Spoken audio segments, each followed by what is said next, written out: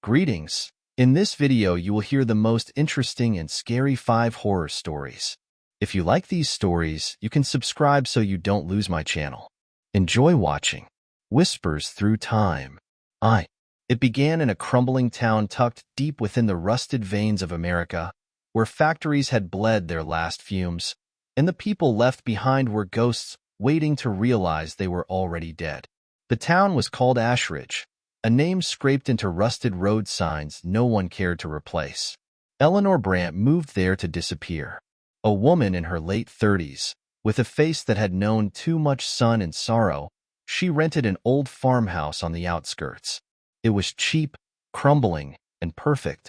She needed solitude like most people need air. But Ashridge had other plans. The farmhouse came with a story the real estate agent never mentioned. Locals, if pressed, would only say, "That land's cursed. Things don't stay buried there." But Eleanor didn't believe in curses. Not yet. 2. The first time she saw him was on a night carved from darkness thick enough to choke on. No moon, no stars, just the endless black swallowing everything. She woke around 3:13 a.m., drenched in cold sweat, her heart clawing against her ribs like it wanted out. She thought she'd heard something. A voice. Faint. Eleanor. She lived alone. No neighbors for miles. She told herself it was the wind, but wind didn't know her name. Grabbing the flashlight from her nightstand, she crept to the window. The beam sliced through the dark, trembling slightly with her pulse. There, near the edge of the field, just beyond the jagged remains of an old barbed wire fence, stood a man. Still, unmoving, like a shadow carved from flesh. He was tall, dressed in something dark that the night eagerly swallowed, but it wasn't his presence that froze her blood. It was his face, or rather, the absence of one. No eyes, no mouth, no features, just smooth, pale skin stretched taut over bone. She blinked, and he was gone. But the fear stayed. 3 days passed, then weeks. But time felt different after that night. Elastic, stretched thin over something sharp. Eleanor tried to rationalize it. Maybe it was stress, maybe lack of sleep. She'd moved to Ashridge to escape, after all. But the mind is a fragile cage, and something was rattling the bars. The second time she saw him was in broad daylight. She'd been hanging laundry, mundane, grounding, normal. The wind picked up, snapping sheets like ghostly sails. As she pinned the last one, she caught movement from the corner of her eye. Turning slowly, she saw him standing by the tree line. Same dark clothes, same featureless face. But this time, he was closer. Much closer. She stumbled back, heart hammering, but when she looked again, he was gone. Had he ever been there? 4. Sleep became a stranger. She'd lie awake, staring at the ceiling, listening, always listening. The farmhouse groaned with age, with settling like brittle bones cracking under invisible weight. Then came the voices. Not loud, not clear, but there. Whispers curling through the darkness like tendrils of smoke. He's coming. He never dies. You can't escape.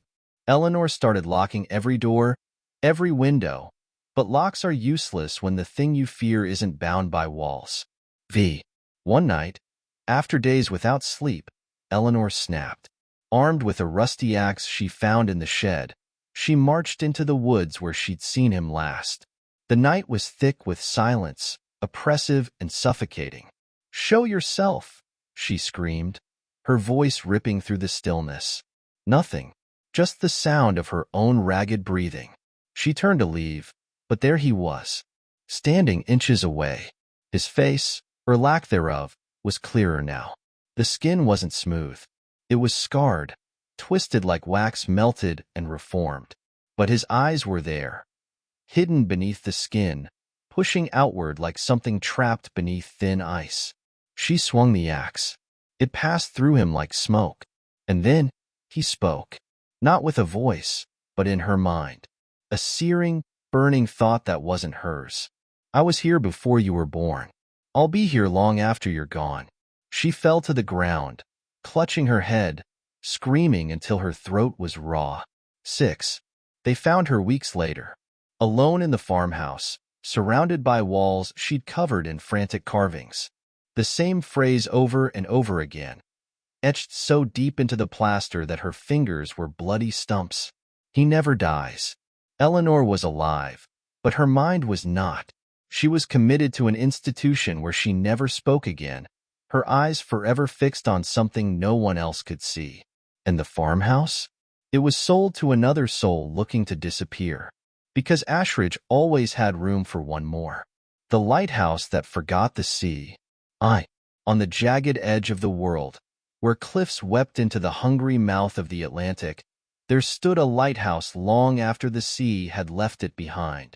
The coastline had shifted over centuries, retreating miles away, leaving the old structure marooned in a wasteland of salt-bleached rock and brittle grass.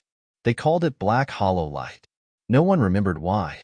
Maybe because it had once guided ships to safety, but now it just stood there, blind and pointless, a hollow thing pretending to serve a purpose. Marcus Delaney arrived there in the winter of 1978, carrying nothing but a suitcase, a bottle of cheap whiskey, and a desire to be forgotten. He'd answered an ad no one remembered posting. Caretaker needed. Black Hollow Light. Good pay. Isolation guaranteed. He should have asked more questions. 2. The lighthouse was a rotting tooth jutting from the earth. Weather-beaten, paint peeling like scabbed skin, windows crusted with salt and grime. The iron door groaned in protest as Marcus forced it open. Inside, the walls were covered in layers of graffiti, scratched, carved, and scrawled in desperate hands. Names, dates, and warnings. Don't look at him. The man who never dies. He waits in the dark. Marcus chuckled dryly. Superstitious nonsense. Just the ramblings of lonely men who'd stared at the walls too long. The first week passed in silence. The sea was a distant memory on the horizon, and the wind howled like it was mourning something only it remembered. But Marcus didn't mind the loneliness. Not at first. 3. The dreams began on the 9th night. He'd wake up drenched in sweat, heart galloping like a hunted thing. Always the same nightmare. A figure standing at the base of the lighthouse, staring up at his window. No face, just smooth, pale skin reflecting the moonlight like porcelain. But Marcus could feel the eyes hidden beneath that blank canvas, watching him with ancient, unblinking hunger. Every time he woke, he'd rush to the window, expecting emptiness. But one night, he wasn't alone. The man from his dreams stood there, real, motionless. Marcus blinked, and the figure was gone. 4. Days grew heavy, dragging their weight behind Marcus like a corpse tied to his ankles. He stopped sleeping, stopped eating. His reflection in the cracked mirror grew thinner, his eyes sunken and wild. The figure appeared more often now, not just outside, but inside, reflected in glass, standing in doorways, always just at the edge of his vision. And then the voices came, whispers slithering through the stone walls, seeping into his mind like water through cracks. You can't leave. He's always here. The lighthouse isn't what's keeping the light on. He is. Marcus tried to leave, packed his bag, slammed the rusted door, and started walking. But the path never ended. Hours turned into days, and the lighthouse was always just over the next hill. No matter which direction he went, it was there, looming, waiting. Black Hollow Light didn't guide people home. It trapped them. Eventually, Marcus stopped trying. He returned to the lighthouse, hollowed out like a man-shaped shell. He covered the mirrors, boarded the windows, but it didn't matter. The man who never dies was already inside. Marcus felt him when he closed his eyes, a weight pressing against his thoughts, cold fingers threading through his memories, unraveling him stitch by stitch. He found himself writing on the walls, scratching words into stone with broken nails, not knowing when he started or why he couldn't stop. He never dies. He never dies. He never dies. Until the walls were screaming it. 6. Years later, a new caretaker arrived. They found Marcus's suitcase untouched by the door, his clothes still folded neatly inside. But Marcus wasn't there. Just his words, carved into every surface, soaked into every crack. The new caretaker laughed at the madness, shrugged it off, until the dreams began. And outside, in the fading light, a figure waited, watching, because black hollow light never forgets. And neither does he, the man who never dies, the train that never arrived. In the winter of 1923, a passenger train named the Meridian Express vanished without a trace. It had departed from Fairbanks Station, a remote outpost buried deep in the snow-choked sprawl of the Alaskan wilderness, bound for Anchorage. 47 souls were on board, men, women, and children, each with a ticket in hand and dreams stitched into the folds of their lives. The train never made it. No wreckage was found. No bodies. Just cold steel rails disappearing into white emptiness, as if the earth had swallowed it whole. For years, it was just a ghost story, a whispered tale told around fires, about how the wilderness sometimes takes things. But then, in 1975, a hunter named Jacob Rose stumbled upon something while tracking elk near an overgrown stretch of forgotten tracks. A train, old, rusted, covered in vines and snow, but still warm to the touch. And inside, the passengers were still there, too. Elena Grant was a journalist chasing the story of her life. The disappearance of the Meridian Express had haunted local folklore for decades, but Jacob Rose's discovery brought it crashing back into reality. When she arrived at the scene, escorted by skeptical state troopers and shivering forensic teams, she found the train exactly as Jacob described, ancient, yet untouched by time in impossible ways. The paint was chipped, but not flaked. The windows dusty, but unbroken. And the doors were open. The first car was filled with frost-covered seats, old luggage, and eerie silence. But as they moved deeper into the train, the air grew colder.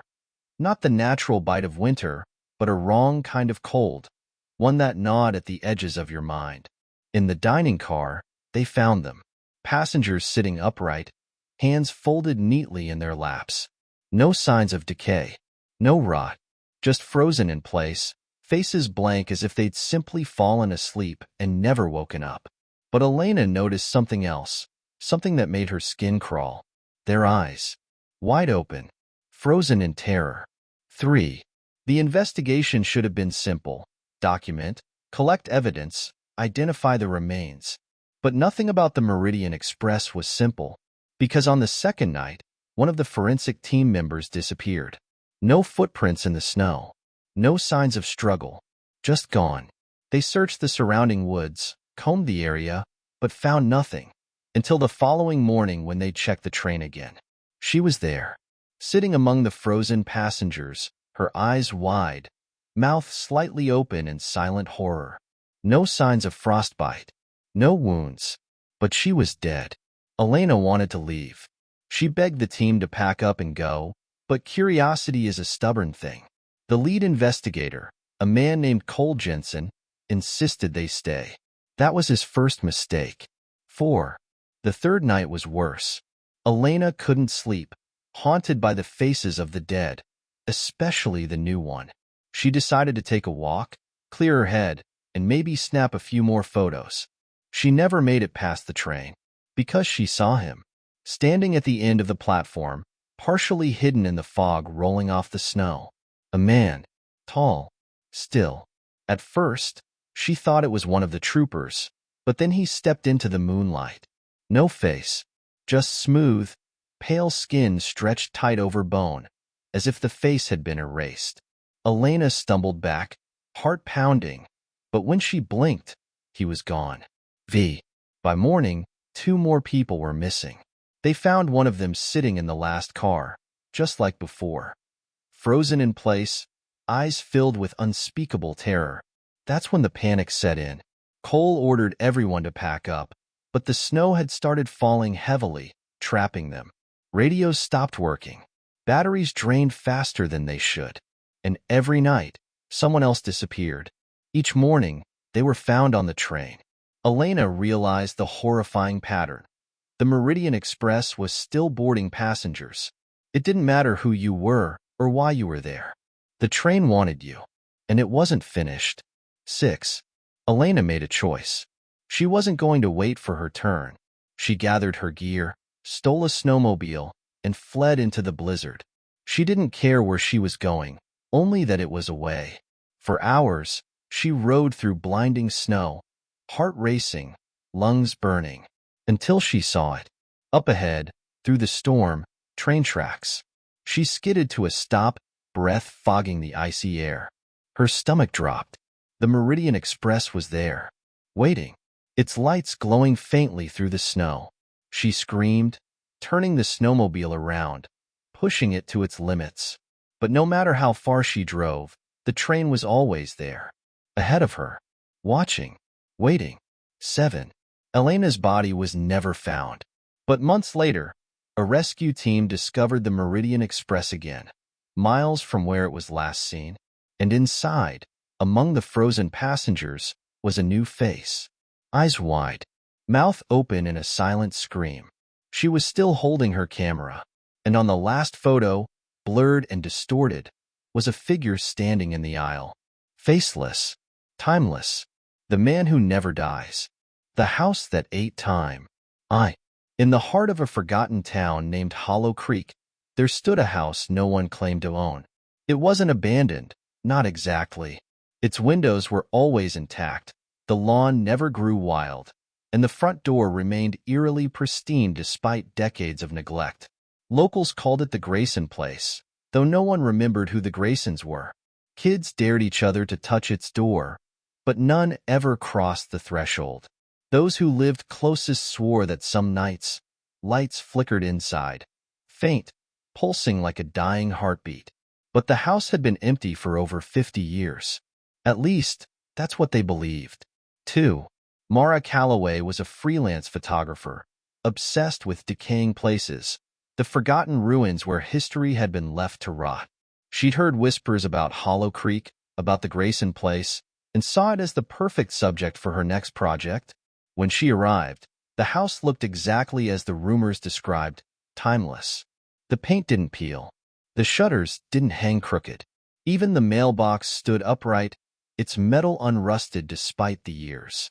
She knocked, more out of politeness than expectation. The door creaked open on its own, and Mara stepped inside. 3. The air inside wasn't dusty. It wasn't stale.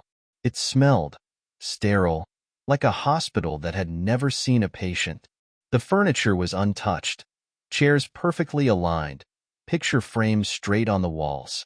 But the photos were odd, blurred faces, distorted shapes, as if whoever had lived here refused to be remembered clearly. Mara wandered from room to room, snapping photos, her footsteps echoing too loud for a house this small. The floorboards didn't creak. The air didn't shift. It was like the house was holding its breath. She reached the staircase, hesitating. A shadow moved upstairs, not from a person, but as if the darkness itself shifted. She blinked, and it was gone. Curiosity outweighed fear. She climbed. 4. The second floor felt wrong. The hallway was longer than it should have been, stretching impossibly far, lined with doors that hadn't been visible from outside. Mara picked one at random. Inside was a bedroom trapped in the past, faded wallpaper, an old brass bed, and a mirror covered by a dark cloth. She lifted the cloth. At first, she saw only her reflection, but as she stared, it began to change. Her reflection didn't mimic her movements. Instead, it smiled, a wide, unnatural grin that split too far across the face. Then, it raised its hand, and something was behind it. A shadow, a figure. Mara spun around. No one there. When she looked back at the mirror, her reflection was gone. Panic set in. She fled the room, slamming the door behind her. But the hallway was different now. Longer. The walls pulsed subtly, like veins beneath skin. She ran, choosing doors at random, each room more twisted than the last. A dining room where plates spun slowly on their own. A bathroom with water dripping upward, defying gravity. A nursery filled with toys that turned their heads to follow her. But the worst was the library. Books lined the shelves, hundreds of them. She pulled one out, flipping through its pages. They were filled with photos. Of her. Photos she'd never taken. Some showed her entering the house. Others caught her screaming in rooms she hadn't seen yet. The last photo showed her lying on the floor, eyes open, dead. 6. Mara dropped the book, heart racing, and sprinted back to the front door. She yanked it open, only to find another hallway. The house had changed again. It wasn't a building anymore. It was a maze, a trap. She ran until her legs gave out, collapsing in a room with no windows, just 4 walls closing in. As the darkness swallowed her, she heard footsteps, slow, deliberate. A figure emerged.